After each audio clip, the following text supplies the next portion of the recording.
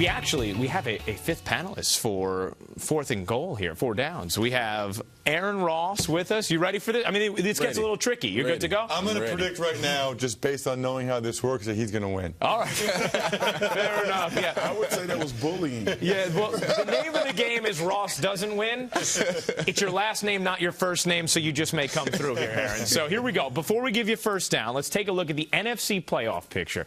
Because as it stands right now, the Packers are on the outside looking in and obviously going to be without Aaron Rodgers for a couple of more games. You see the teams who are currently in those wild card spots. One of them, Carolina, who took down San Francisco this past weekend. So, Aaron, we will start things off with you. Green Bay, are they going to miss the playoffs? With Aaron Rodgers being out, no, I don't think they have a chance. Yeah. How about you, Gary? Well, I think, with him missing at least a couple more games, and they've lost 2 now since he's been hurt, I think they're going to lose too much ground in the next couple of weeks, and there are too many teams in contention. I don't think Green Bay makes the playoffs. Ross? Right, and they said he'll be out 4 weeks. Well, the 4th week is the Detroit Lions on Thanksgiving, so that's really 3.5 weeks. So I doubt he plays in that one, misses at least 4. I think they'll lose at least 1 or 2 more. They'd have to virtually run the table when he comes back, and the defense isn't playing well enough for them to run the table when he comes back. Wow, man, Aaron Rodgers is such a big part of that team. I don't know how they're going to figure out a way to come back in this. I mean, the defense is not playing well. They run the ball okay, but they need something, some spark. They need to some way split these last couple of games. They're not going to do it. Aaron Rodgers out. Green Bay's out. Yeah, Scott Tolzien not going to give you that boost or that jolt necessarily. Yeah, I mean, it's amazing. From 1993 to 2 weeks ago, they'd used 3 starting quarterbacks over that period of time. Now they're using their second in as many weeks since then. Let's take a look at the AFC playoff picture before we go to second down. You take a look at the wild card spots right there. The Denver Broncos are obviously going. That 6th spot is the only one up for grabs. But the Jets are now in the driver's seat after this past weekend. Gary, who will win the 6th spot for the AFC playoff picture? Ryan, it's hard to believe considering what we were saying at the beginning of the season. But I think the Jets have a great chance now to get that number 6 spot, and I think they will. It's all set up for them. Tennessee loses Jake Locker for the season. San Diego still has to play Denver one more time and Kansas City twice. And the Jets play a lot of the teams they're fighting for that spot, and they have a chance to do all the work themselves. They still have to play Baltimore. They play Cleveland. They play Miami twice.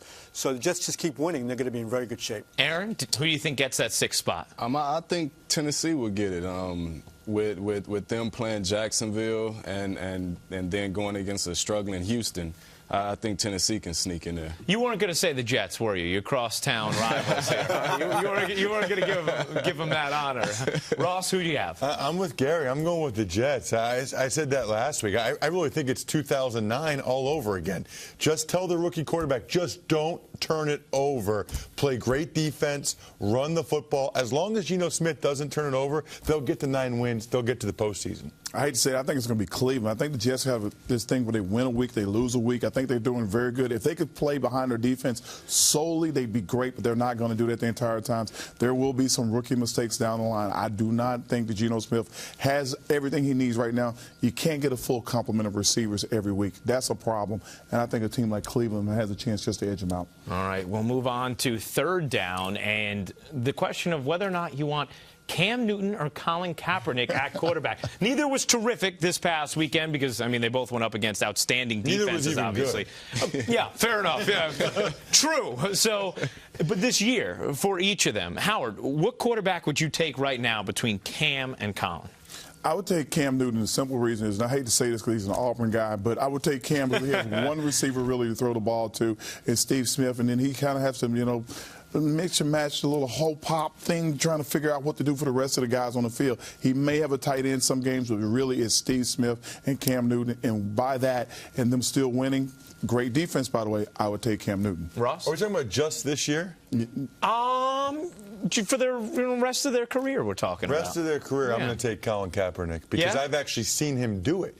Cam Newton is starting to show that maybe he can play decently in games that are meaningful. I've seen Colin Kaepernick with my own 2 eyes play fantastic all the way through the postseason and in the Super Bowl. He struggled a little bit this year. He's taken a step back, but at least I already know he can do that. I already have access to that information. I haven't seen Cam do it yet. Although his first year, I mean, mean, statistically, it was maybe the best first season. Stats are for losers. Is that what it is? Yes. Okay, fair enough. Aaron, do you subscribe to that as well? Stats are for losers?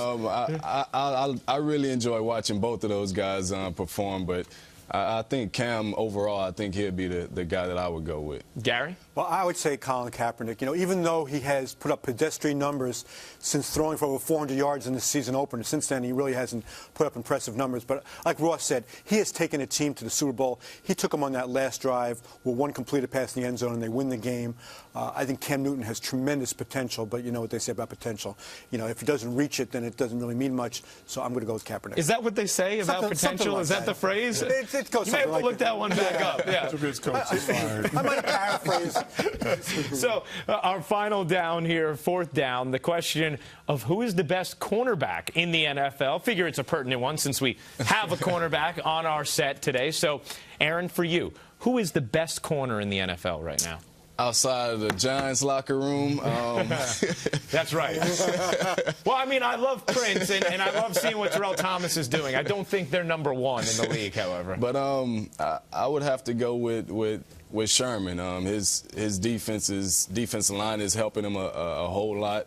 Revis, he's been the number one corner for a long time, but he don't have that front and the defensive support to help him really execute his game. So right now, I would have to go with Richard. Do you think that Revis, if he was in a different system, would be looking like he had always looked if he wasn't playing in a lot of zone that he had in Tampa and dealing with all the drama that he's had down there? Without a doubt. When you watch Revis film, he likes to go man-to-man, get his hands on receivers, a really physical DB. So without a doubt, just let him play his game, man up on guys, and take him out the game. Gary, you going with Richard Sherman as well? Yeah, well, I said last week that I thought he was the Defensive Player of the Year, and he's had a great year, and they have an unbelievable secondary. But I will say at this time next year, I think Darrelle Revis will be back to being the best cornerback in the league.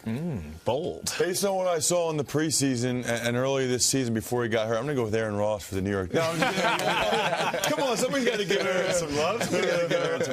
No, you know what, though? I'm going to go with the guy that wears the same number as Aaron. He hasn't played the last couple of weeks because he's been hurt, but Aqib Talib, if we're going just by this year and who's been balling out this year, Aqib Talib has been outrageous. Aqib Talib has been the best corner in the National Football League in 2013. I'm going to go with Aqib Talib as well. And the reason why I'm going to go with Aqib Talib, he doesn't have that great defensive support as everybody else has.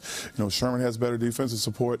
You can't say enough about your boy down in Tampa, but like I told you a couple years ago, he is not the best player in the league, but the best DB right now is Aqib Talib. You know what? And, Aaron, usually what ends up happening at this point is I have to pick a winner. And, sometimes it's difficult, but today, simply based on your jacket alone, you are the winner, my friend. So congratulations, Aaron. You are our winner on 4 downs. How about that? The rookie on the This Week in Football set coming through with a victory in his first trial.